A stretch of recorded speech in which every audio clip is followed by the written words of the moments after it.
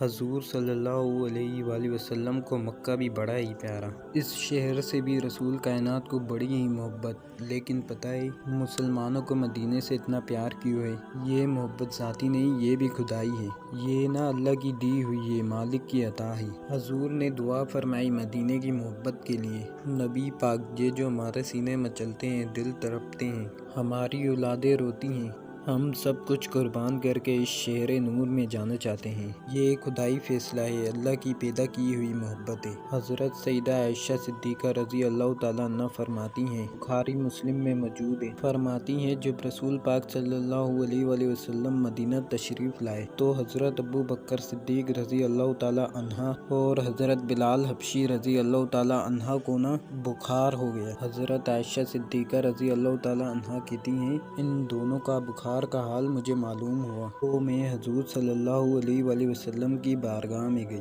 میں نے عرض کیا، یا رسول اللہ صلی اللہ علیہ وآلہ وسلم، جناب صدیق اکبر کو بھی بخار ہے، سیدنا بلال حبشی کو بھی۔ میرے دوستو، چاہیے تو یہ نام کہ بیماری کی اطلاع ملے تو شفا کی دعا ہو، پر کریم محبوب دلوں کے حال جانتے ہیں نا۔ حضور صلی اللہ علیہ وآلہ وسلم نے کیا دعا فرمائی، اے اللہ، جس طرح ہمیں مکے سے محبت تھی نا، اسی طرح ہمیں مدینے کی بھی محبت دے دے، بلکہ ہمیں مدینے کی محبت مکے سے بھی زیادہ فرما دے۔ یہ دعا حضور نے مانگی تو مومنوں کے دلوں میں پیار ہے مدینے کا، کہ نبی پاک صلی اللہ علیہ وآلہ وسلم نے مانگا اللہ سے، دلوں میں پیار ہے، دل کھینچے چلے جاتے ہیں، کھینچے چلے جاتے ہیں۔ رسول پاک نے دعا فرمائی، اللہ ہمارے دلوں میں مدینے کی محبت پیدا فرما دے، اور پھر فرمایا، اے اللہ مدینے کو صحت مند شہر بنا دے، اور فرمایا اس بخار کو نہ یہاں سے منتقل کر دے، جوفہ کی طرف بھیج دے، اس بخار کو نکال دے، اس کو صحت مند صحت والا شہر بنا دے۔ وہاں تو بڑے بڑے بیمار جا کے ٹھیک ہو جاتے ہیں، بڑے بڑے کمزور جا کے تندرست ہو جاتے ہیں،